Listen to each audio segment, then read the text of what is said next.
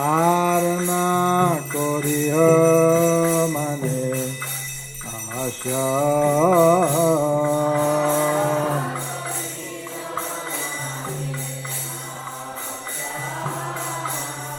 আরনা করিহ মানে আশা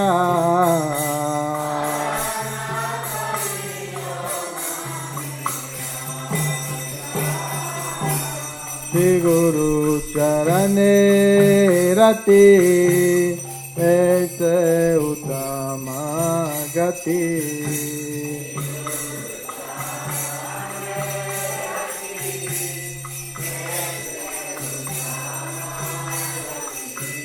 श्री गुरु चरणे रति ऐसे उत्तम गति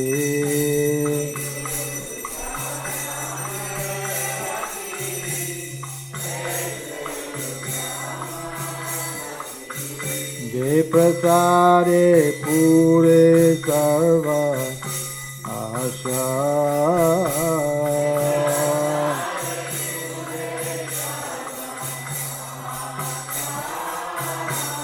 जे प्रसारे पूरे सर्व आशा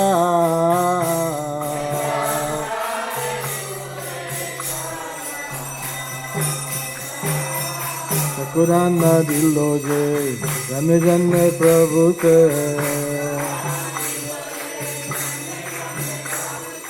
चकुरान दिलो जे जन जन प्रभु से दिव्य ज्ञान हृदय प्रकाशित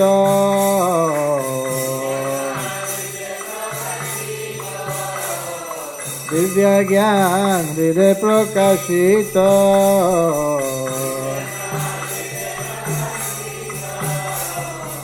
प्रेम भक्ति जहाँ होते आविर्या विनाश जाते प्रेम भक्ति जहाँ होते आविर्या विनाश जाते तेरे गाय जहर चरित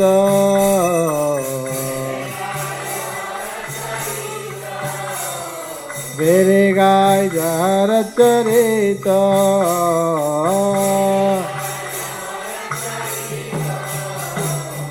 श्री गुरु करुणा सिंधु अधम जनार बंधु श्री गुरु करुणा सिंधु अधम जनार बंधु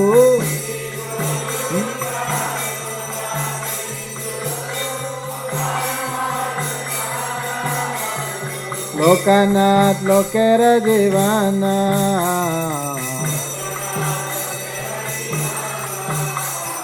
लोकनाथ लोकेर जीवाना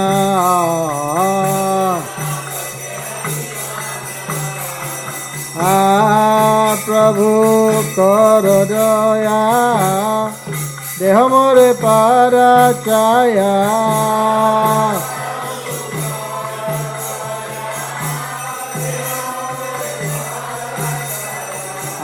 प्रभु कर दया देह मोरे पार छाया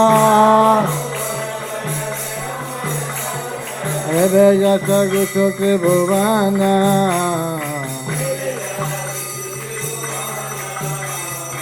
एबे जस गुसु त्रिभुवना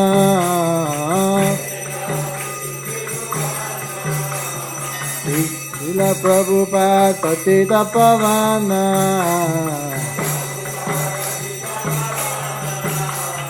तुआ पर लैला शरणा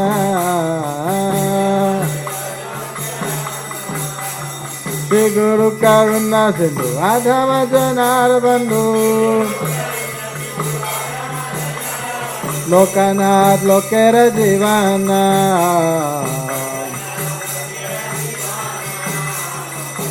प्रभु कर दया देह मोरे पार छाया प्रभु कर दया देह मोरे पार छाया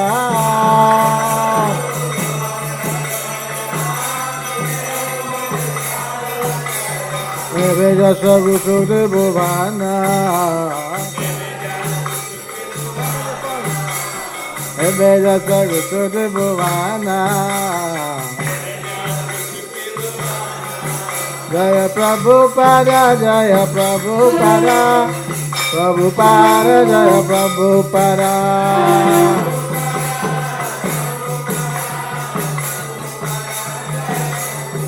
Prabhupada, Prabhupada, Prabhupada, Jaya Prabhupada.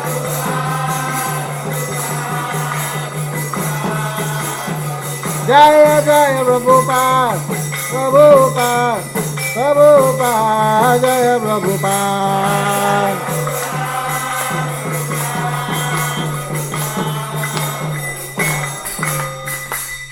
Namo Vishnupadaya Krishna Prestaya Bhutale Srimate Bhaktivedanta Swaminiti Namine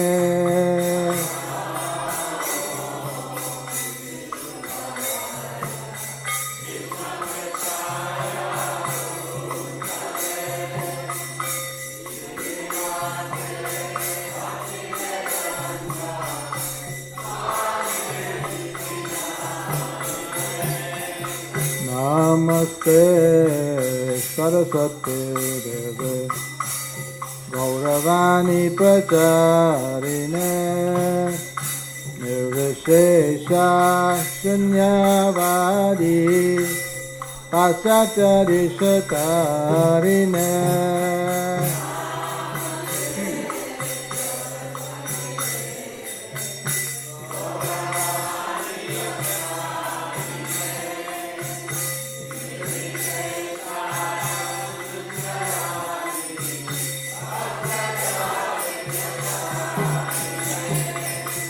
Namaste Saraswate Deve Gauravani Pracharine Nirvishesha Shunyavadi Pasatyari Shatarine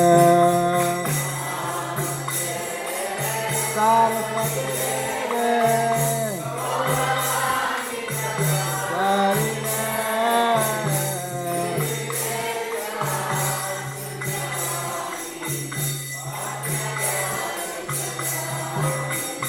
Jaya Shri Krishna Chaitanya Prabhu Nityananda Shri Advaita Gadadhara Srivasadi Gaur Bhakta Vrinda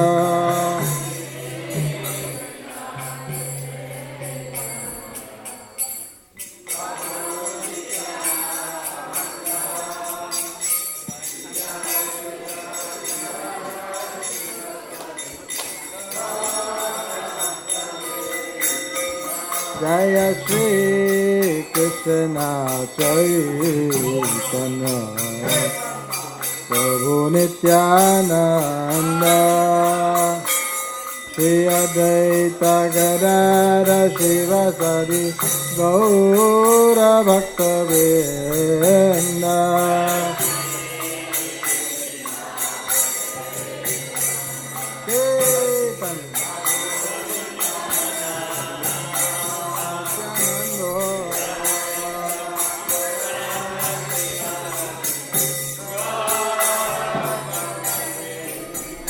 Jaya Shri Krishna Chaitanya Prabhu Nityananda Shri Advaita Gadadhara Srivasadi Gaur Bhakta Vrinda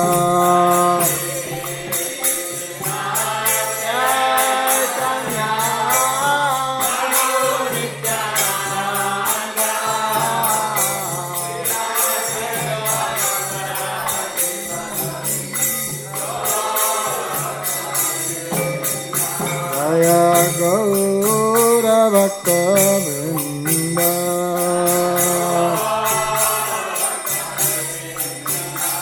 Jaya Gaura Bhakta Vrinda.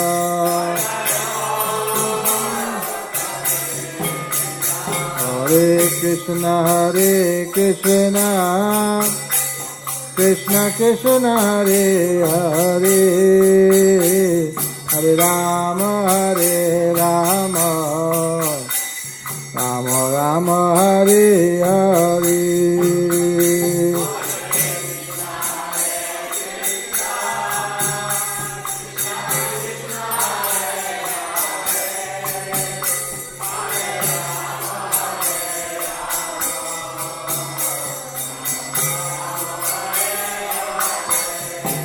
Hare Krishna,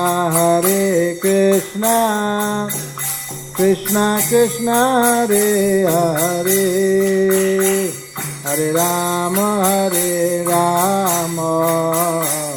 Rama Rama, Hare Hare.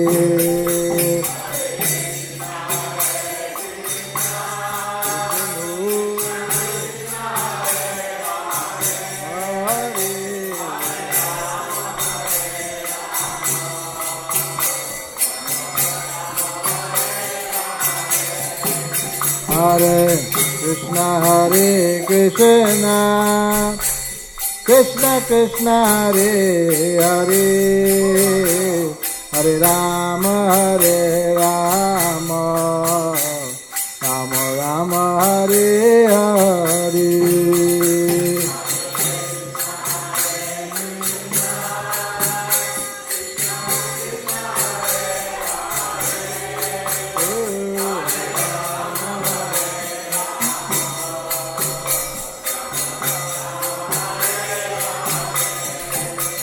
Hare Krishna, Krishna Krishna, Hare Hare, Hare Rama,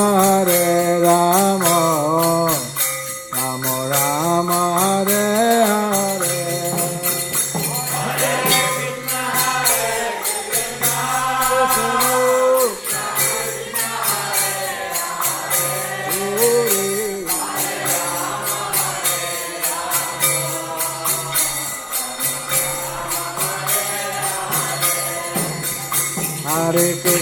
Hare Krishna, Krishna Krishna, Hare Hare, Hare Rama,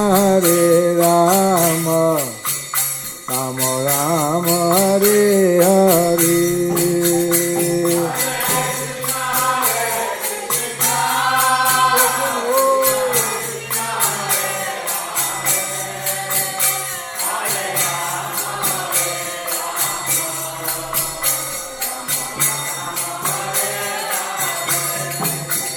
Hare Krishna, Krishna Krishna, Hare Hare, Hare Rama, Rama Rama, Hare Hare.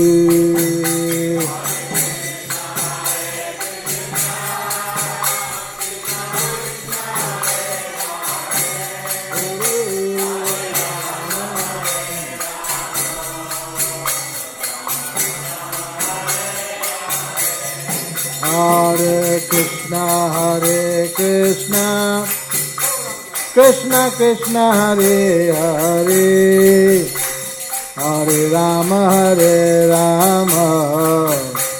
Rama Rama, Hare Hare. Hare Krishna.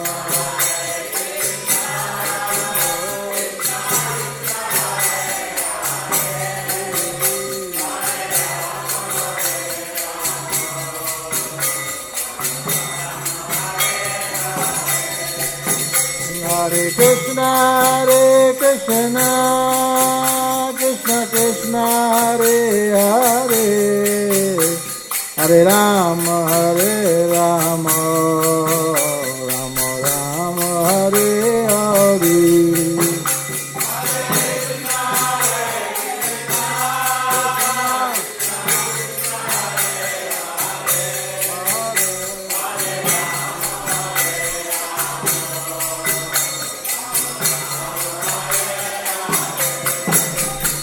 Hare Krishna, Krishna Krishna, Hare Hare, Hare Rama, Hare Krishna, Krishna Krishna, Hare Hare, Hare Rama, Ram Hare Hare.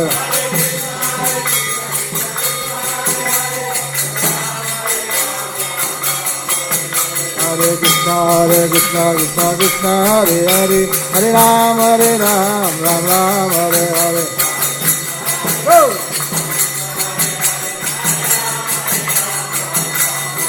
Hare Krishna, Krishna Krishna, Hare Hare, Hare Ram, Ram Ram, Hare Hare.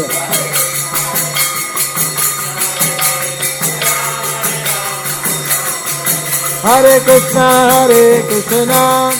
Krishna Krishna, Hare Hare, Hare Rama, Rama Rama, Hare Hare.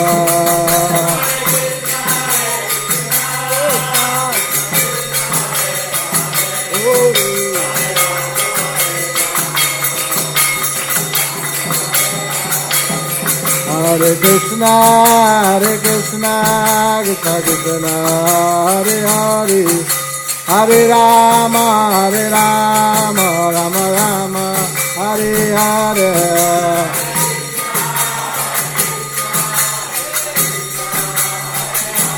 Hare Rama,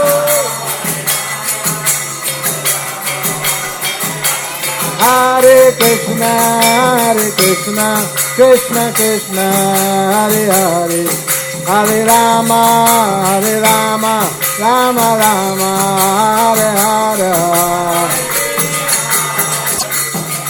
Jaya Gauranitai,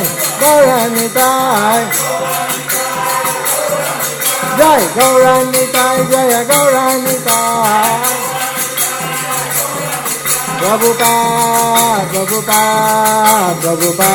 Jaya Prabhupada.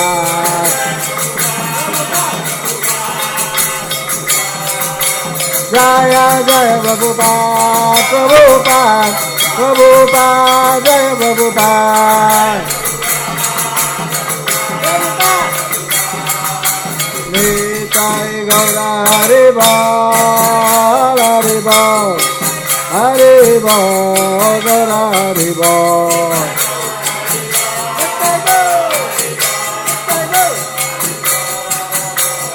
Nitai Gaura Haribo, Haribo, Gaura Haribo.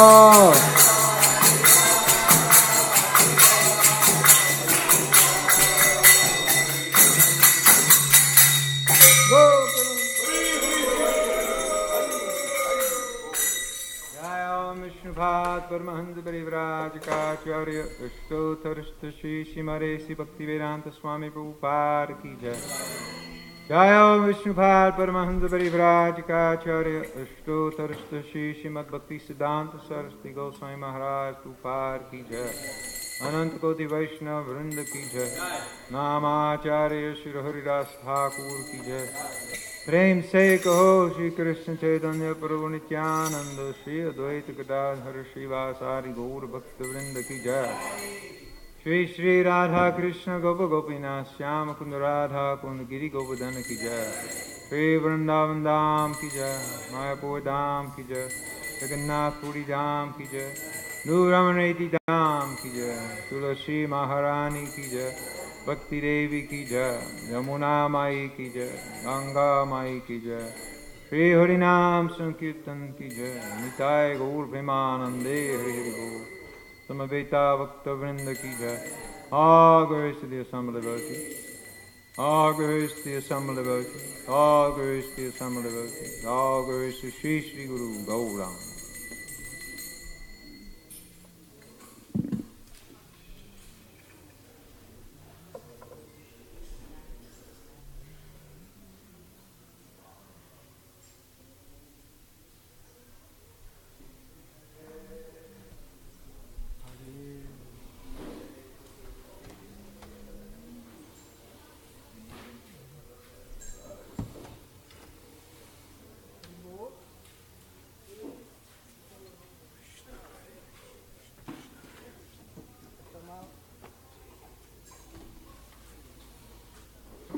Shri Shri Radhe Shyam Ki Jai.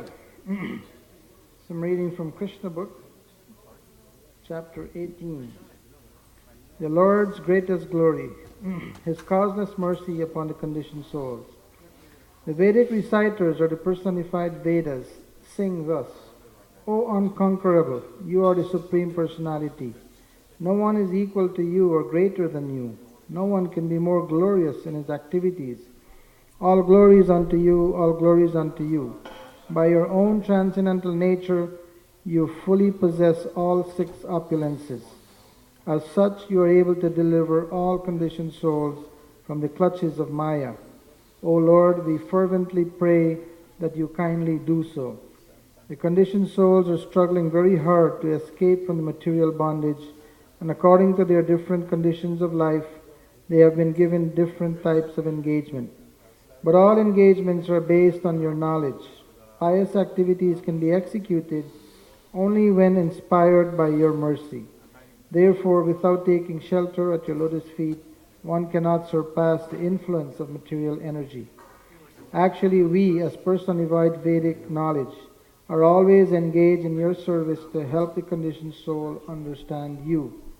This prayer of the Vedas personified illustrates that the Vedas are meant for helping the conditioned souls to understand Krishna. All the Shrutis or personified Vedas offered glories to the Lord again and again, singing, Jai, Jai. This indicates that the Lord is praised for His glories. Of all His glories, the most important is His causeless mercy upon the conditioned souls in reclaiming them from the clutches of Maya. Srila Prabhupada Ki Jai. So tomorrow evening, beginning at around 6:30, there will be bhajans in the temple room as usual. The Guru Kulis, they'll be doing bhajans, and they'll be doing something special for Jadabharat Prabhu, who passed away recently. So if any devotees would like to join them, you can join them. And they also said they may have space for someone who may want to speak something about Jadabharat. So also some devotees are collecting to make a little memorial feast for Jadabharat Prabhu coming up next week. Still has to be organized, but if anyone listening would like to make a contribution towards that feast, you can please talk to Dhritarashtra Prabhu or Tulsi. Yeah.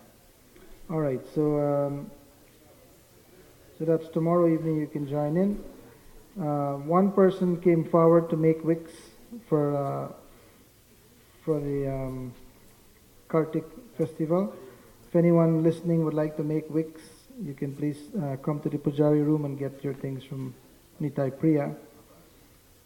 There were the beautiful peacocks for Radhasmi on the altar, and one of them is missing from the back Pujari room there, the Krishna Balaram Pujari room. So someone has taken it home or something.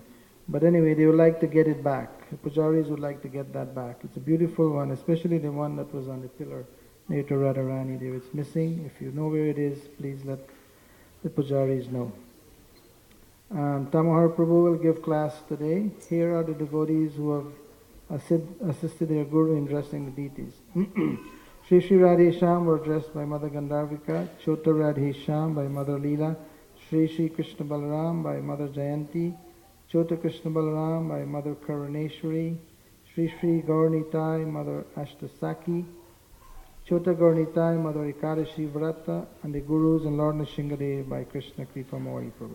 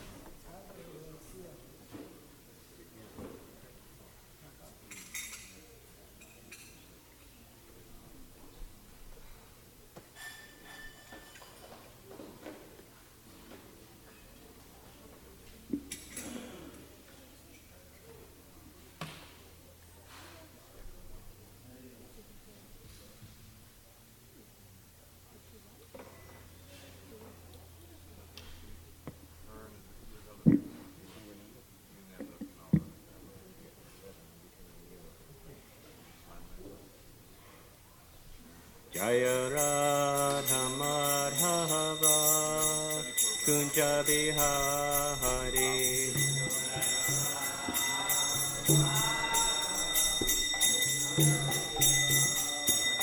Jaya Radha Madhava Kunja Bihari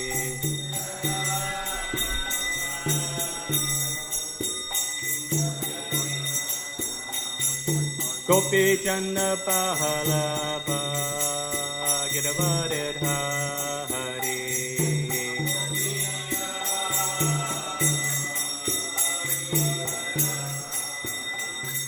Gopi Chanda Pahalapa Giravadit Hari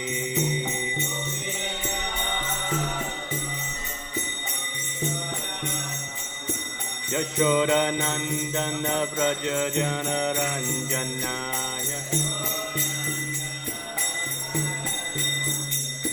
Yashoda Nandana Vraja Jana Ranjanaya Yamuna Tira Vanachariya Yamuna Tira Vanachariya Jaya Radha Madhava Kunja Bihari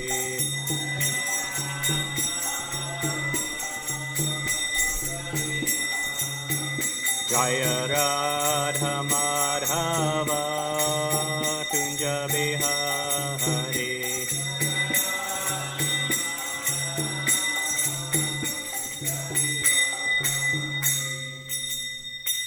Jai Om Vishnupad Paramahamsa Rajakacharya Sutera Satashi Shimna's Divine Grace A.C. Bhaktivedanta Swami Maharaj Srila Prabhupada Ki Jai ISKCON Founder Acharya Srila Prabhupada Ki Jai Samaveda Bhakti Vrinda Ki Jai Gaur Premananda All glories to simple devotees All glories to simple devotees All glories to simple devotees All glories to Sri Guru and Sri Garanga Nama Om Vishnupadaya Krishna Bastaya Buddhale Srimati Bhaktivedanta Swami Tinamane Namaste Sarasvati Gauravani Vishani Nirvishesha Shunyavare Paschachari Sitarane Om Namo Bhagavate Vasudevaya Om Namo Bhagavate Vasudevaya Om Namo Bhagavate Vasudevaya Reading from chapter 49, Akrura's mission in Hastinapur, beginning a new chapter, so we'll read the summary, and then we'll do texts 1 through 6. Okay. I want to thank all of those of you who have actually come physically to class. I know we have a vast internet audience as well, but you are all very fortunate. You're like a studio audience. You know how you have to get special tickets to be in the studio audience? Okay. Chapter 49. This chapter describes how Akrura went to Hastinapur, saw Dhritarashtra's unfair behavior towards his nephews, the Pandavas, and then returned to Mathura. On the order of Lord Krishna, Akrura went to Hastinapur, where he met the Kauravas and Pandavas, and then set about to find out how Dhritarashtra was treating the latter. This task would keep Akrura in Hastinapur for several months. Vidura and Kunti Devi described to Akrura in detail how Dhritarashtra's sons, envious of the exalted qualities of the Pandavas, had tried to destroy them by various evil means, and were contemplating further atrocities. With tearful eyes, Kunti Devi asked Akrura, "Do my parents and other relatives, headed by Krishna and Balaram, ever think of me and my sons? And will Krishna ever come to console us in our distress?" Then Kunti Devi began to chant Lord Krishna's names for her protection, and she also chanted mantras expressing surrender to him. Akrura assured Kunti Devi, "Since your sons were born from demigods like Dharma and Vayu, there is no reason to expect that any misfortune will befall them. Rather, you should be confident that very soon they will receive the greatest possible good fortune." Akrura then delivered to Dhritarashtra the message from Krishna and Balaram. Akrura told the king, "You have assumed the royal throne after the death of Pandu. Seeing all equally, which is the religious duty of kings, you should protect all of your subjects in personal relations. By such fair behavior, you will gain all fame and good fortune. But if you act otherwise, you will attain only infamy in this life and condemnation to a hellish existence in the next. A living being takes his birth all alone, and alone he gives up his life. Alone he enjoys the fruits of his piety and sin. If one fails to understand the true identity of the self and instead maintains his progeny by indulging in evil deeds, then surely he will go to hell. Akura did not mince words, did he? We told it like, one should therefore learn to understand the unsteadiness of material existence, which is like a sleeper's dream, a magician's illusion, or a flight of fancy, and should thus control his mind in order to remain peaceful and equipoised. To this, Dhritarashtra replied, I cannot hear enough of your beneficial words, O Akura, which are like the sweet nectar of immortality. But because the tight knot of affection for my sons has made me biased towards them, your statements cannot become fixed within my mind. No one can transgress the arrangements of the Supreme Lord. His purpose for descending into the Yadu dynasty will inevitably be fulfilled. Knowing now the mentality of Dhritarashtra, Akura took permission from his dear relatives and friends and returned to Mathura, where he related everything to Lord Krishna and Lord Balaram. So quite a bit coming up in this chapter, and most of these themes we'll leave for future speakers. We have text 1 and 2. Let's just do text 1 together. Shri Shukuvacha Sagatva Hastanapuram Pauravendra Yashonkitam Didarsha Tatram Vikayam Sabishmam Vidaram Pritam Shri Shukuvacha Sagatva Hastanapuram Pauravendra Yashonkitam Didarsha Tatram Vikayam Sabishmam Vidaram Pritam Shri Shukuvacha Sagatva Hastanapuram Pauravendra Yashonkitam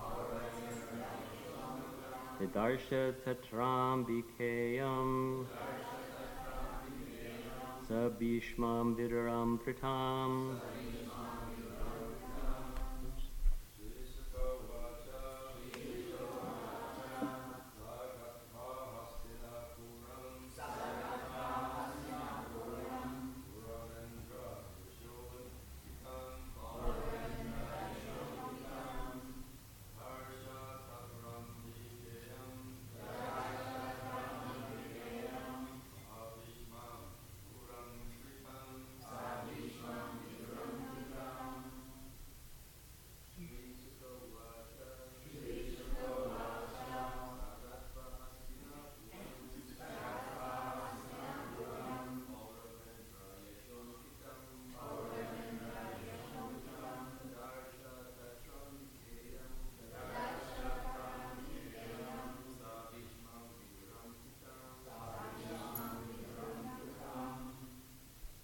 Ladies?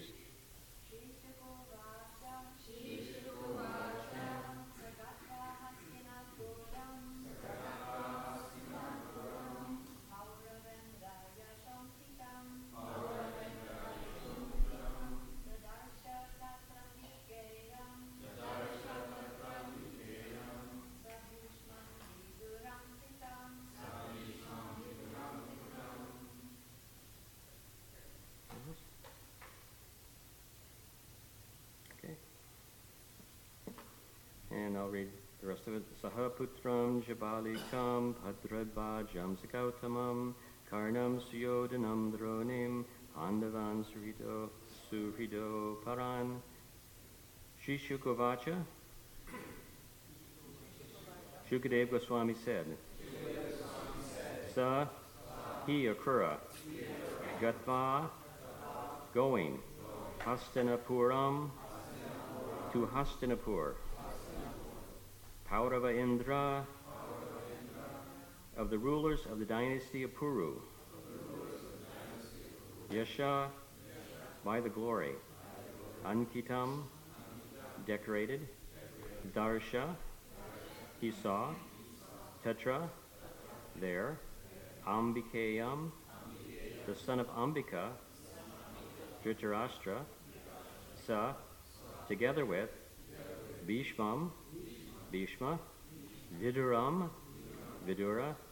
Kritam, Krita, Kunti, the widow of King Pandu. Sahaputram, with his son, namely Somadatta. Cha, and Balikam, Maharaj Balika. Bhadravajam, Drona. Sa, and Gautamam, Kripa. Karnam, Karna. Suyodanam, Duryodhana. Dronim, the son of Drona. Ashvatthama. Pandavan, the sons of Pandu. Suhrida, friends. Aparan, other. Translation by the disciples of Srila Prabhupada. Shukadeva Goswami said, Akrura went to Hastinapur, the city distinguished by the glory of the Paurava rulers. There he saw Dhritarashtra, Bhishma, Vidura, and Kunti, along with Palika and his son Somadatta. He also saw Dronacharya, Kripacharya, Karna, Duryodhana, Ashvatthama, the Pandavas, and other close friends. Is Hastinapur Delhi? Does anyone know? Yeah. Okay. All right, I'll read the next few verses. After Akrura, the sons of Gandhini had appropriately greeted all his relatives and friends. They asked him for news of their family members, and he in turn asked about their welfare. He remained in Hastinapur for several months to scrutinize the conduct of the weak-willed king, who had bad sons and who was inclined to give in to the whims of mischievous advisors. And text 5 and 6. Kunti and Vidura described to Akrura in detail the evil intentions of Dhritarashtra's sons, who could not tolerate the great qualities of Kunti's sons, such as their powerful influence, military skill, physical strength, bravery, and humility, or the intense affection of the citizens had for them. Kunti and Vidura also told Akrura about how the sons of Dhritarashtra had tried to poison the Pandavas and carry out other such plots. And there's no purport. Om Jnana Timarandasha Giranjana Salakaya Chakshumitamina Tasmai Shri Gurave Namaha Vanchakopa Tubhischa Kripasinna Devicha Patidana Pavanebhyo Vaishnavebhyo Namo Namaha. Hare Krishna. So, just reviewing a little bit, we have just finished in the last chapter Krishna pleasing his devotees, heard a little bit about Akrura, and I think the last two classes by Hari Parayana Prabhu and Dravida Prabhu gave us a nice understanding of Akrura and his relationship with Krishna. It was described how Krishna, after Akrura had glorified him intensely as the Supreme Personality of Godhead, then Krishna smiles and he says, actually, you are our protector, you are our uncle, and all of these things, as was pointed out. Not actually true, because Krishna is the supreme protector. But as we understood from the previous classes, Krishna was reestablishing this rasa, in a sense, because Akrura is kind of a mixed rasa. He's obviously in dasya rasa to some large degree, because he's very devoted servant of Krishna and always glorifying him as such, but he's also as his uncle. So in a sense, he's also in the Vatsala rasa, and Krishna is restoring that a little bit. He's saying, okay, you praise me so much, but also you are our uncle, you are our protector, and reminding him of that relationship. And then, as pointed out yesterday, he then sends him on a mission. So in other words, forget all this about me being the supreme and knowing everything. Now I need you to be my envoy, to find out information, to go to Hastinapur to find out how things are going on. Give me a full report, because Krishna, of course, knew of the problems between the Kauravas and the Pandavas. And so now in these first few verses, we're just getting a little bit of hint of that. The first thing that we're finding, not more than a hint of it, we're getting a fairly strong statement here, where Akrura is learning about the evil intentions of Dhritarashtra's sons, particularly Duryodhana. It's described in this last verse that we read that they could not tolerate the great qualities of Kunti's sons. So that's the nature of envy, which is going to be the topic of today's class. I'm not going to get too much into the Mahabharata and all the intrigues here. I'll leave that for other people who maybe know that subject matter better than I do. But I thought that this was a very interesting part of the verses that we read today. How Dhritarashtra's sons acted this way out of envy, because they could not tolerate the great qualities of Kunti's son. So, of course, we know the conditioned living entity tends to be envious of the good fortune of others. If another has better qualities or has more than we do, we tend to want those things. But it's more than just that we want those. It'd be one thing to say, oh, this person has all these great qualities and has all these things. Isn't that nice? It'd be nice if I had them, but, isn't it nice for him that he had it? No, we don't. The conditioned living entity does not think that way. They think more like they dislike the person and they wish ill for the person who has more. This is actually the nature of envy. It's not just that I'm jealous or I desire what another has, but I actually have ill intent toward that person. I resent that person. Think, why do they have that? Why not me? What qualities do they have? Actually, they don't have any good qualities, and thus the mind goes on and pretty much, decides that person is completely useless, worthless, and completely should not have all of the things that they have, that they're unqualified for them, and therefore there's this great resentment in the heart. So this is the nature of envy. It's not very pretty. It really is a fairly ugly emotion. And the thing is that we need to understand about envy is the way that it's used by Srila Prabhupada and used in the Shastras is a little bit different than the common usage that's often given. When in the material world, when people use the word envy, it's more or less synonymous with jealousy, isn't it? Oh, I'm jealous of that person. But envy is actually much deeper. And unfortunately, it's much more serious than just being a little bit jealous of what another person has. And therefore, it's very, very essential for devotees to understand the nature of envy, because it goes to the very root problem, the very root cause of us being in this material world. And in fact, the whole issue of our leaving Krishna is based upon this concept of envy. So we have that original envy of Krishna, the Supreme Personality of Godhead. Srila Prabhupada explains this in a purport in Srimad Bhagavatam 3:27-23. He says, similarly, the living entity's conditional life of material existence is due to his desire to lord it over material nature and due to his envy of the Supreme Lord. Thus his main diseases are that he wants to be one with the Supreme Lord, or he wants to become the lord of material nature. So these are the two components of it. In other words, materialism and impersonalism, or Mayavadi philosophy. Either one wants to lord it over material nature, have the power of Krishna, or one wants to become Krishna. Take Krishna, to become one with Krishna means that no one is greater than me. I have the same power. I am Krishna. I am God. So either of these ideas, either impersonalism or materialism, are based originally on envy of the Supreme Personality of Godhead. Now, sometimes that's a little difficult to understand because particularly when we think of ourselves, we often feel, well, I'm not really an envious person. I have some bad qualities and some faults, but I don't feel like I'm really envious by nature. And of course, because you are all devotees, you probably are not very envious. That's a fact.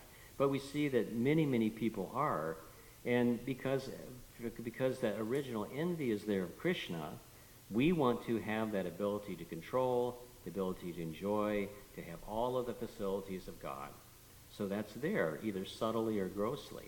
And thus, we left the spiritual world. So if we wonder, do I really have envy in my heart? Well, look where you are. Look where we are. We are here in this material world, and it was not by accident that we got here. Now, unless some of you are Shaktivesh avatars and have been sent on a special mission by Krishna to save the conditioned souls, I know myself that wasn't my reason for descending to this material world. It's actually proof of our original envy. If we had not had that desire to enjoy separately from, at least to enjoy separately from Krishna, at least to not be under his control, to have our own control, our own power, our own enjoyment separate from Krishna, without that original spiritual desire, spiritual material desire which infected the spiritual living entity, we would not be in this material world. So basically, it's almost like an a priori proof. It's a fact that because we're in the material world, we had some envy in the heart. So there's no question of it. We have to accept the fact that that envy is there. Now what happens, of course, is once that original envy is there of Krishna, of God, that very easily expands to envy of all other living entities. I mean, naturally, if I'm envious of God, what's the next step is very obvious. I'm going to be envious of others.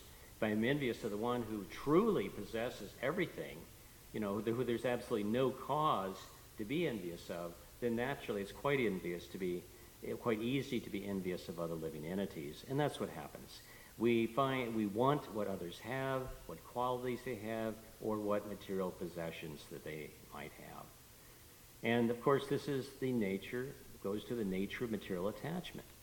Material attachment is characterized by the fact that we desire what we don't have, or we're very attached to what we do have. We're very attached to what we have, and we fight for that under all circumstances and causes, and we desire what we don't have. And of course, the desires are pretty much insatiable. You don't often see people who are very wealthy say, well, now that I have enough money, I'm not going to try to make money anymore. Once in a while.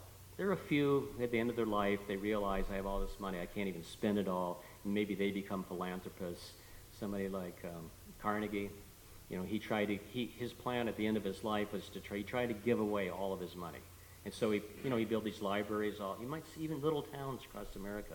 You'll see an old, marking at the Carnegie Library. So, he actually tried to do that. He realized he couldn't take it with him, and he might as well try to do some good with it. But that's actually fairly rare. Most people are continually trying to always get more, and they're never really satisfied. So the Bhagavad Gita describes this in another way as Nashochati Nakangshati, that we are constantly here hankering and lamenting. This is actually described twice, at least, maybe more, but at least two verses of Bhagavad Gita. 12:17 talks about Nashochati Nakangshati, and then again a little more well-known verse, 1854, Brahmabhuta Prasanatma Nashochati Nakangshati. One who is thus transcendently situated at once realizes the Supreme Brahman and becomes fully joyful. He never laments or desires to have anything. Interesting contrast in this verse, isn't it? In other words, if you're not experiencing Nashochati Nakangshati, hankering and lamenting, what are you experiencing? You're fully joyful. Spiritually joyful, Brahmabhuta stage. That's sort of the opposite of it. So it's very nicely expressed in those two verses. Are there any other verses, does anyone know, besides those two that line comes up? I didn't really do a search on it, but those are the only two that I'm familiar with. Okay. So, hankering, lamenting. We hanker for what we don't have. We lament for what is lost. I was thinking about this, how this works. I think I saw in the paper a few days ago that there's a new iPhone coming out. I don't know, is it out now? Anybody know? People probably know. Anyway, I'm not sure whether it's out or not, but anyway, there's supposed to be a new iPhone model. And I was thinking about it. I said, well, I have a nice iPhone. It does everything I need to do. I don't need that. But I'm just thinking now, in a few weeks, I'm going to start hearing about what this new iPhone can do and all of its new features and qualities, and some friend of mine or somebody I know is going to tell me they've got one. And I imagine I'm going to start thinking, maybe I need the new iPhone. I had no desire for it whatsoever. I was completely happy with the phone. I mean, it makes phone calls, it does texts, it does emails. What more do I need? But I'm sure there's something that someone convinced me that there's some need that I have that's not being fulfilled. And of course, that's the nature of the material energy, and that's of course the nature of modern advertising, which understands actually human psychology very well. The advertisers are very intelligent, don't underestimate them. They study the psychological process of the human being. It's practically right out of the Bhagavad Gita, and they know how to exploit it. They don't know how to get out of the influence of material energy, but they know how to exploit the influences of the material energy very well, and therefore they create artificial needs. I was thinking, sometimes we all think this, those of us who are a little bit older. I remember the day when, I remember when there was not email, when there was not all of these things, when people actually had to write letters. And I was thinking, my God, that was really awful. I mean, I never write a letter anymore. I would never want to write a letter if I don't have to. But then I was thinking, what would we have? We'd have in our Bhaktivedanta archives, we'd have archives of Prabhupada's texts or Twitters or what. it doesn't seem like it'd be the same, would it, you know? And I think we were very fortunate that we have these wonderful hundreds and thousands of actual letters that Srila Prabhupada either wrote himself or dictated and had written. So, there's always gain and loss with everything in the material world, and I think we can see that there's probably some real loss, too, of time when times were simple. What to speak of, the whole idea of modern civilization as opposed to the more pastoral agrarian civilization of the Vedic culture.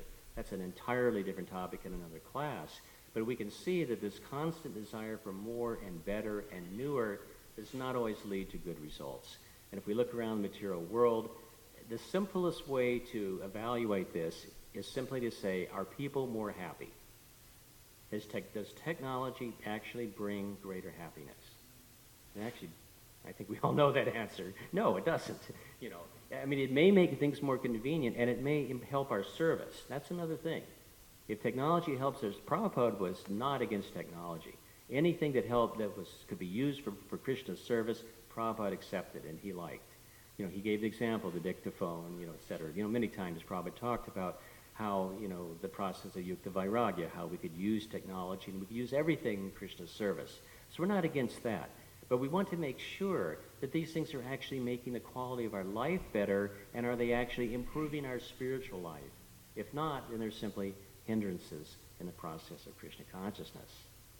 So I was thinking about hankering, lamenting.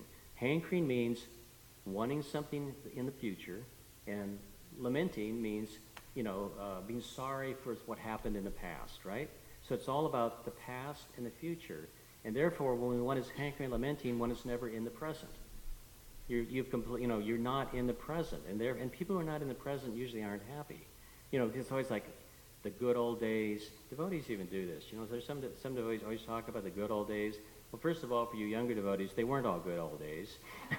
There were some things that weren't so good that we've actually improved and changed that are better today, and even in Krishna consciousness, than they were 30, 40 years ago. And secondly, often that's some sentimental idea of what things were in the past.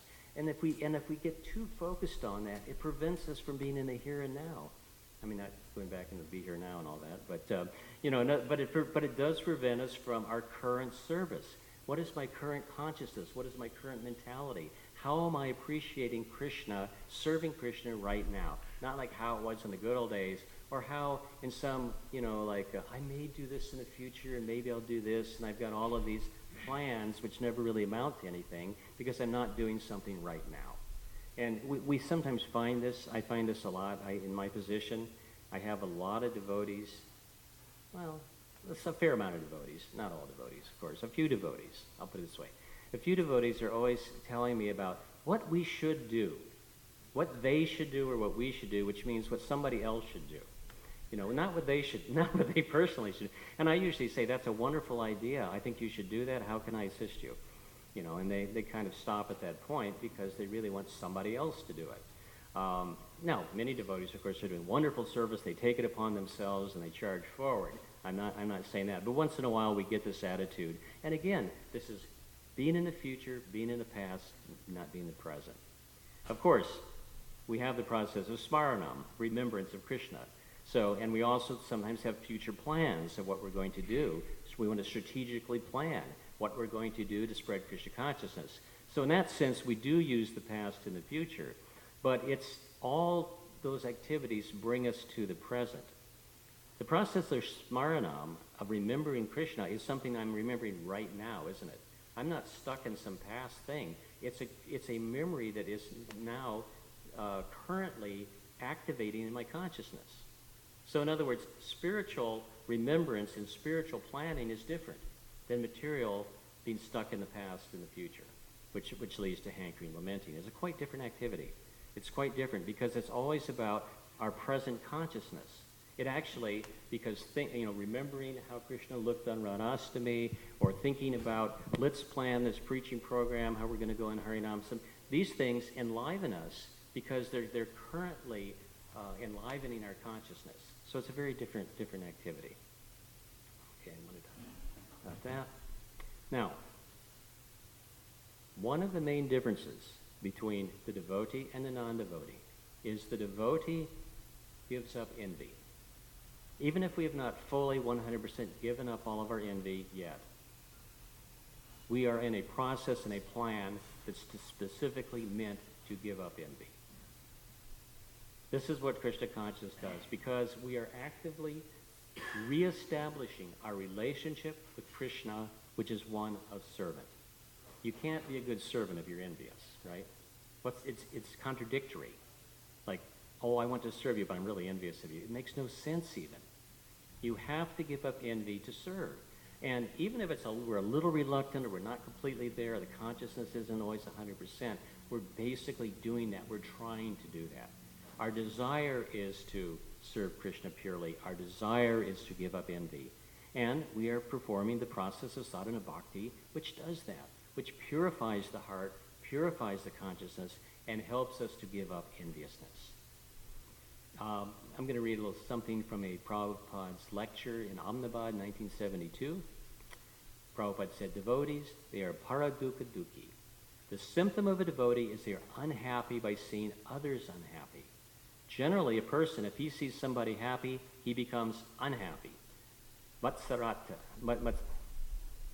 I messed up the spelling and the conversion here. Matsarata. Is that the right word? Matsarata? Yes. Matsarata. That is the world situation. If I see my brother is very happy, he has improved in his material condition, then I become unhappy. Therefore, spiritual advancement means for a person who is not envious. Paramo nirmatsaranam sitam vatsavam vastu vedyam. Bhagavatam 112. Matsara means envious, and nirmatsara, not envious. This is called material condition, that we are envious.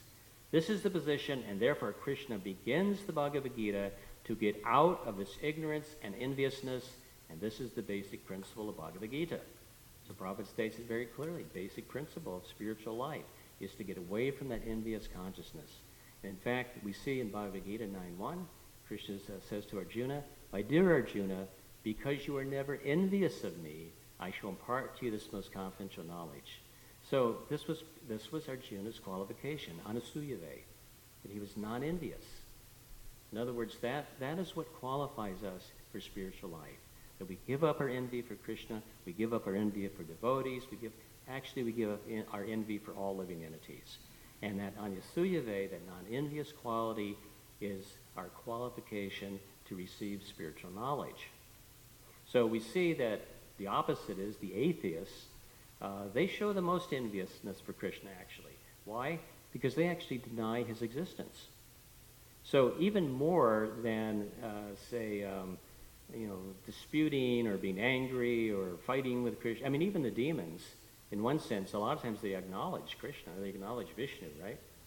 A lot of times they wanted to have his power, and they might even fight against him, but they usually sort of acknowledged him, that he was at least there. Now, the modern demoniac scientists, many of them, not all, many of them completely deny his existence. Like this, some of these very well-known ones, like Richard Dawkins, he writes this book called The God Delusion. I mean, how offensive! I shouldn't even say that in front of the deities. It's so offensive, even a title of a book like that. In other words, if you believe in God, you're deluded. You're a fool. He's basically saying. This is the height of enviousness. Because, like I said, it's almost, like thinking of family. Sometimes families fight, yes, but at least they acknowledge one another and, they have some relationship. But sometimes you see in families what we call cutoff, where they just completely, go apart and, almost deny the existence of one another. Sometimes you may have heard this or experienced this or seen a friend or something that, where a parent might say, you are no longer my son, you're no longer my daughter, I have no relationship with you.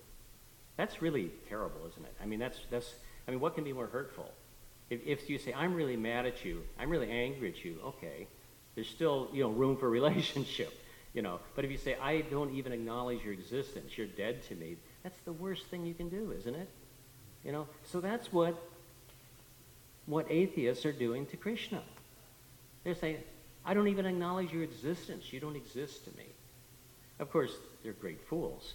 They may think Krishna doesn't exist to them, but he comes in the form of cruel death, and it comes in the form of material miseries. So they're experiencing Krishna all the time, but not in a very pleasant way often for them. But still, even though they experience all these things, they still deny Krishna, deny his power. So, of course, the devotees, want to get away from this. Devotees want to acknowledge Krishna. We want to experience Krishna, and we want to not have enviousness within our heart. The verse of 1854, Prabhupada writes a very, very nice purport. So I wanted to read some of it. Prabhupada says, the devotee in Krishna consciousness has nothing for which to lament or desire. Since God is full, a living entity is engaged in God's service in Krishna consciousness and becomes also full in himself. He is just like a river cleansed of all dirty water.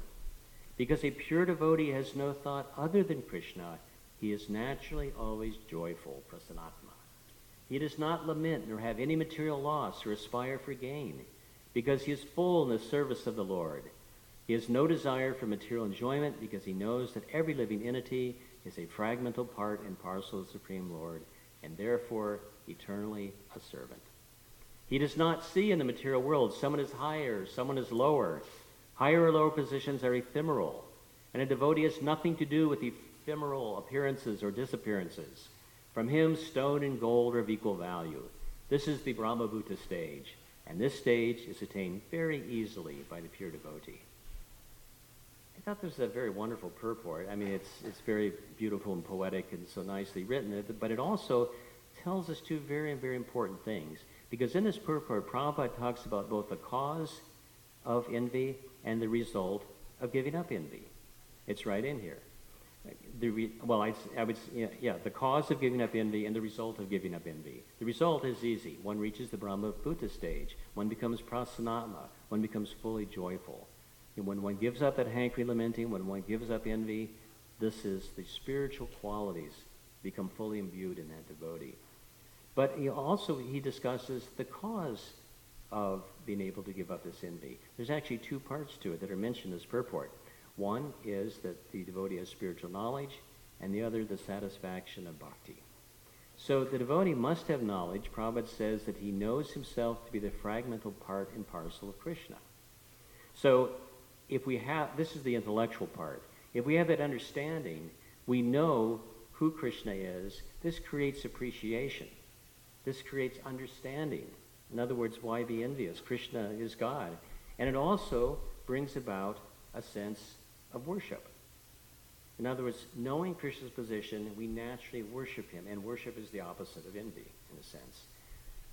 But we also know that to give up this envy, we need to be filled with devotion, with love, and relationship with Krishna. So Prabhupada says in his purport that the devotee becomes full in service to the Lord and naturally always joyful. So that satisfaction of devotional service purifies our heart, fills our heart, and we become transformed from the position of enviousness of Lord Krishna to love of Krishna. So in other words, there's the intellectual understanding, and there's also the felt, experienced devotion and love that comes from bhakti. So it's the head and the heart together must be there. And Krishna consciousness fully satisfies both parts and fully gives us both knowledge and devotion.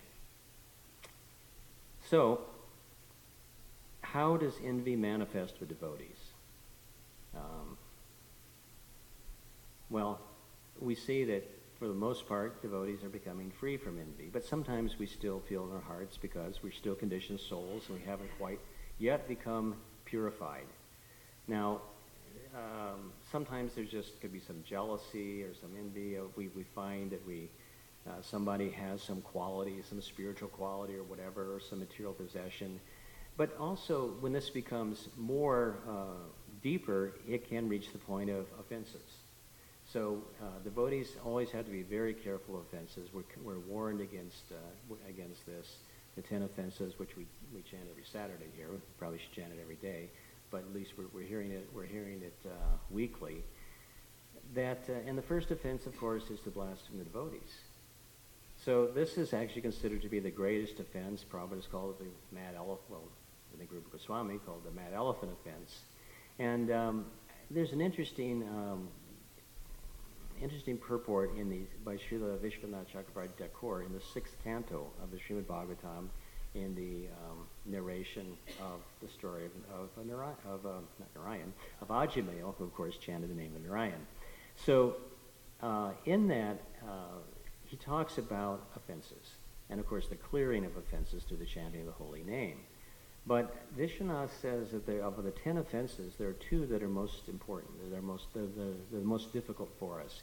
One is the offending or blaspheming devotees, and the other one is committing sin on the strength of chanting. Now, why are they? Because he says with the other offenses, continued chanting will relieve the effects of those offenses without suffering. In other words, the devotee will gradually clear oneself of those other offenses. If we think, the glories of the chanting are imagination. Well, okay, eventually we get it more and more. We understand the real glories of the holy name. But when we commit blasphemy of devotees or commit sinful activities knowingly, then there has to be some suffering, and then with that suffering one becomes purified. So that's one way, of course, to become purified is through suffering. But most of us would rather avoid suffering. So the way to avoid that is to not to commit these offenses, obviously. So the blaspheming devotees is very important, and there is a reaction. Why? Because Krishna is offended on behalf of his devotee. When we offend Krishna's devotee, the devotee usually doesn't become offended. Devotees are very magnanimous. Devotees are very kind. They're very forgiving. But Krishna becomes offended on behalf of his devotee, just like we saw in the case of Maharaj Ambarish, right? Where, I have the right story? Yeah, where he was being chased And in other words, he wasn't offended. In fact, he felt bad that he had upset Durvasa Muni, wasn't it? Yeah, Durvasa Muni. But Krishna didn't tolerate it. And Krishna sent a Sudarshan Chakra after Durvasa Muni. Even though Maharaj Ambarish wasn't really offended. Even though Durvasa Muni is just trying to kill him, but he doesn't take any offense, because he's such an exalted devotee. But because Krishna is offended on behalf of his devotee. Now, of course, these are great devotees. Obviously, like Maharaj Ambarish, he's the exemplar of performing all 9 processes of the devotional service. So naturally, Krishna is going to be taking, great umbrage at. But what about just ordinary devotees? No big deal defending them, right? Actually, yes, it is a big thing. In fact, Vishwanath says in the Madhurya Kandambini that the less advanced devotee argument doesn't hold water. It doesn't hold up. He states very clearly that even if one is considered not as an advanced devotee, it doesn't matter. You still should not commit offenses against any devotees. In other words, there's an offense there, so that means all of us together, we can't offend one another just thinking, well, they're just the prabhus, just the, the average devotees. So what's the effect of offenses? In Bhakti Samrita Sindhu, Vishwanath's commentary to 121, he says, in spite of the fact that bhava or bhakti has appeared, the obstacles have not completely dissipated. Such persons are therefore classified as sadhakas.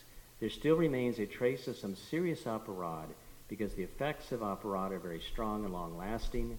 In this condition, with even a trace of aparad that generates suffering, sadhya bhakti, the perfectional stage, cannot appear.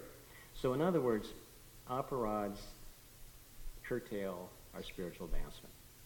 One cannot raise to higher levels of spiritual advancement while one is in an offensive stage. So these offenses are very, very important, and they do prevent us from advancing in Krishna consciousness. However, there's a remedy. We all know the remedy, right? What does one do when one offends a devotee or blasphemes a devotee?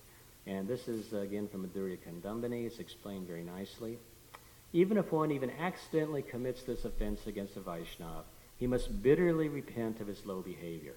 Just as poison is counteracted by poison, similarly, the offender, having set aflame his spiritual life with blasphemy, must be purified in the fire of contrition. The offender must go and fall at the feet of the devotee he reviled and beg forgiveness until he is again able to please that Vaishnava. Yet, if for some reason he is unable to appease the devotee, then the offender must continue to serve him for many days in a way that will impress and satisfy him.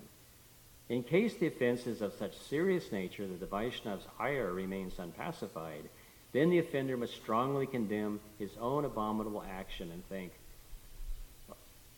"Oh, how shameful! I have blasphemed the Vaishnava with a heavy heart." The operati must then take complete shell of the holy name and chant incessantly, knowing this to be his only hope. So at least we always have the holy name. The holy name is our final hope for everything. If one is not able to satisfy a person or get the forgiveness of a devotee that one has offended, then one simply has to, chant the holy name of the Lord, sincerely repenting his offense. So usually, hopefully, our offenses aren't of this grave nature that they become overly strong. But I've found myself, because just of my own nature, I tend to offend people, and sometimes this happens. I find this happens most often in GBC meetings. It happened the most when I was chairing GBC meetings. It becomes, you just say, sit down and be quiet. And then you realize that no, this was a great Vaishnava.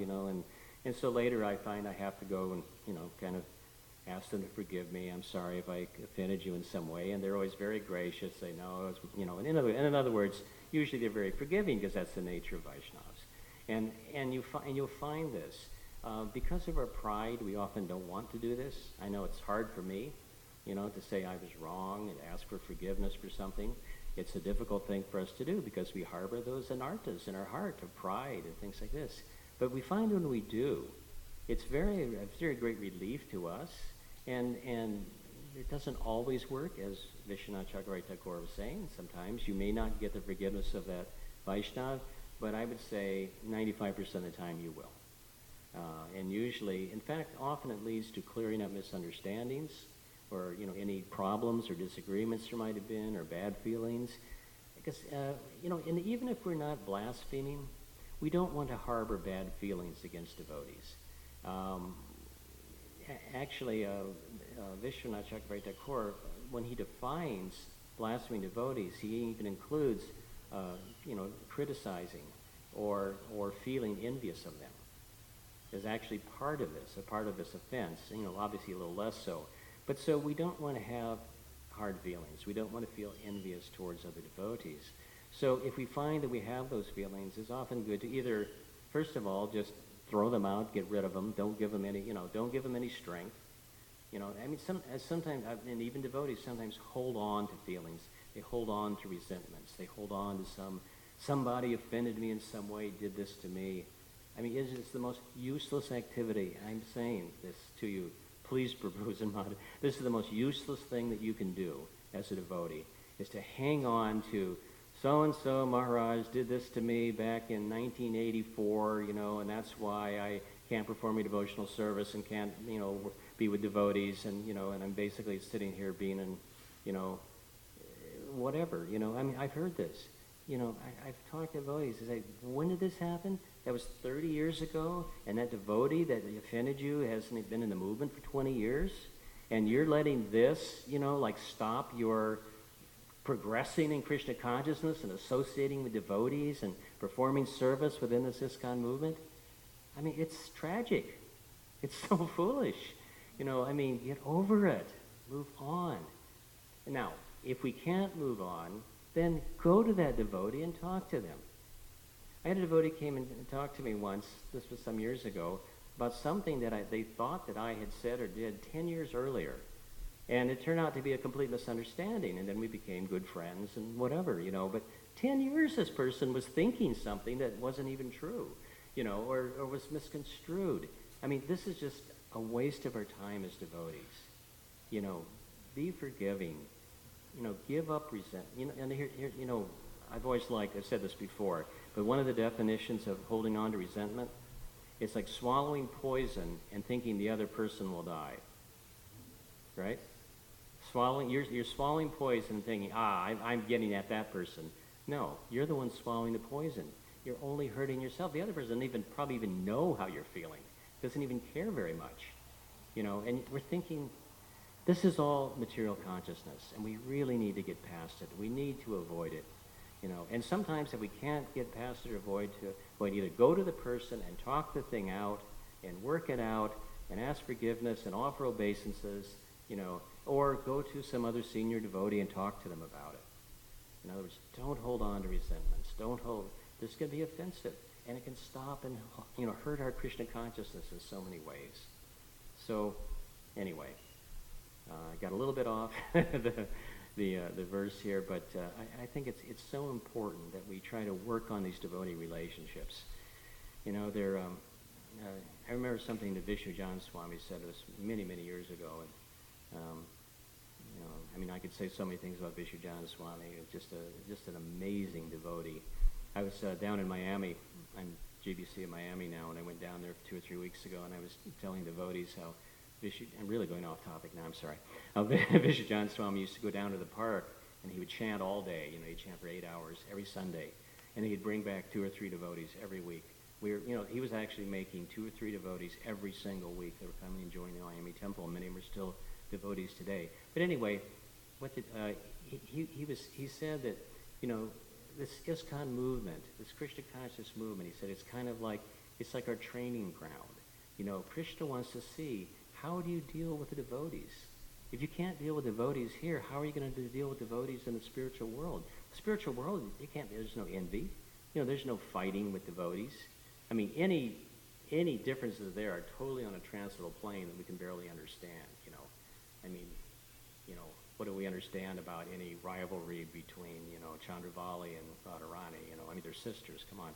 It's like, this is something that's just totally different than what we know of our bickering and our envy and our fighting and things like that. So, as he said, we have to get past this if we're going to go to the spiritual world, in these wonderful loving relationships with Krishna and all the devotees. Not that Krishna's alone. Well, at least I'll just be with Krishna and not have to be around all these devotees. No. There's thousands and millions of devotees, and they all have relationships and wonderful loving relationships.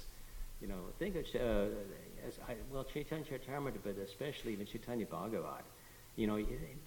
Read about the relationships about these great pure devotees. What are they doing? They're hugging each other and embracing and crying and, just like wonderful sentiments of emotion and love. This is what we're meant to be doing, So, at any rate, we want to give up the offenses, give up blasphemy, give up enviousness of all of others, not just all devotees, but even all living entities ultimately. Because the opposite of envy is one of compassion, one of love. So we feel love towards our God brothers and God sisters, and we certainly feel compassion to other living entities, and we wish them well and to come to the platform of Krishna consciousness. I should stop. I'm way over time, and I pardon you for that. All glories to Srila Prabhupada. I see some hands go up. Sepran Govinda, then Madame Mohan, and then we'll see. And then we'll go over to... It's a very nice class. I wish it would continue maybe a few hours. Well, we can't. Because your presentation is very nice. I appreciate it. One conversation Srila Prabhupada had was stayed with me, like I was very captivated with Siddha Swarup Prabhu in Hawaii. And Siddha Swarup Prabhu asked Prabhupada, what is the definition of, Swamiji, what is the definition of envy? And Prabhupada says, what I recall, when one person has a rightful ownership to possess something, but in your mind you don't allow him to have it, that is envious. So then Prabhupada and him back and forth had a discussion. So then he came at the end, he said, so if Krishna gave somebody some quality or possession or some wealth, but I'm envious to that person, but indirectly I'm envious to then Krishna. Yeah. Prabhupada said, yes, every living entity are envious to God. Right. That was the rule. And then Prabhupada gave a very interesting point that I never thought. He says, we are eternal servant of Krishna, and we have a love of Godhead within our heart. So if I do not endeavor to revive what my rightful ownership, then I am envy to myself. So that's how the living entity actually envious to themselves first. And then Prabhupada goes further and then he says, once you understand and you realize, and then you don't want to allow other living entity to revive the love, dormant love that they have within them, then you are envious to them too. So you have to preach. Make life successful and preach, then you will get out of envious. That's a very subtle point about envious towards the self, which of course is the spirit soul. Because if we're envying Krishna and Krishna's part and parcels, the spiritual energy, that also Means the self. Yeah. Very, very nice points. Madame Mahaprabhu? Well, two points came to my mind was in the story about Dhruva Maharaj and how he had to go to the forest because he was insulted by his mother. When Prabhupada pointed out in the purport there that even though he wasn't particularly a devotee at that time when he went to the forest before he saw Krishna, that the offense was retroactive because he became a devotee.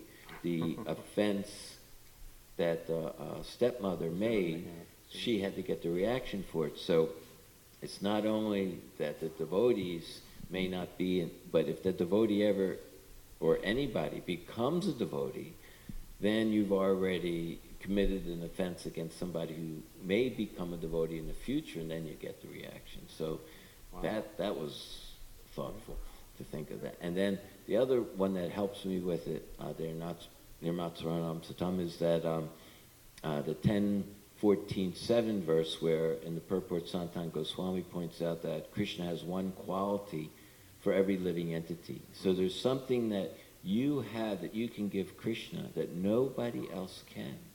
That makes every living entity so special because there's something that that living entity can give to Krishna, that happiness, that's his constitutional position, that no one else can do it. So you have to assist, which is kind of like the whole mood of Sankirtan and Radharani, is to have them engage once again, revive that mood to be with Krishna so they can give that quality that they have in exchange with Krishna. Thank you. Very, very nice points. Appreciate it. Vagamika? Oh, gee. I never forget a quote that I saw posted on the wall in the Gurukul at Vrindavan. Oh, just 10 years ago. It said, forgiveness means to set the prisoner free and then to realize the prisoner is you. That's similar to the same idea of the swallowing poison. Yeah, that's very. Say it for us once more, so I want to remember that one. Forgiveness means to set the prisoner free, and then to realize the prisoner is you. Great, thank you very much. Yes. Mataji? After listening to your class, and you making all the points about not being envious towards others, and criticism also falls into that category of envy. So I think just being a manager or being a parent, so it seems like we have to first be on the Brahma Buddha stage before we become a parent or manager, because we constantly have to see what somebody else is not doing, not having, supposed to do and not doing. So I wonder how we can actually avoid offenses. Yeah, that's a very good point. It's about motive, about your motivation and why you're doing. In other words, a person is in a position of management and a position even as a parent, as you're saying, sometimes there may have to be some correction or even be some criticism, but that's your service. In other words, the king has to correct when Maharaj Pariksit was chastising Kali, and that wasn't because he was envious. It was because that was his duty. That was his duty to protect all living entities.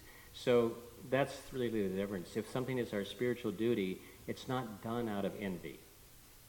You see what I mean? That it's different. As a parent, sometimes you need to correct your child. You're not envious of them. You're loving towards them. You care about them. You want them to do well. You want them to do the right thing. And your spiritual service to that child is to instruct them in Krishna consciousness. Sometimes Srila Prabhupada chastised us very strongly as a loving father because, we were foolish and we didn't know how to do things right, and he had to set us right for our spiritual life. It was for our benefit. So the difference is, are you acting for someone's benefit or are you acting for your own benefit? So again, it goes back to motive. I think that's the best I can answer that one. Okay, we're getting Trivakam Prabhu? So is enviousness contagious?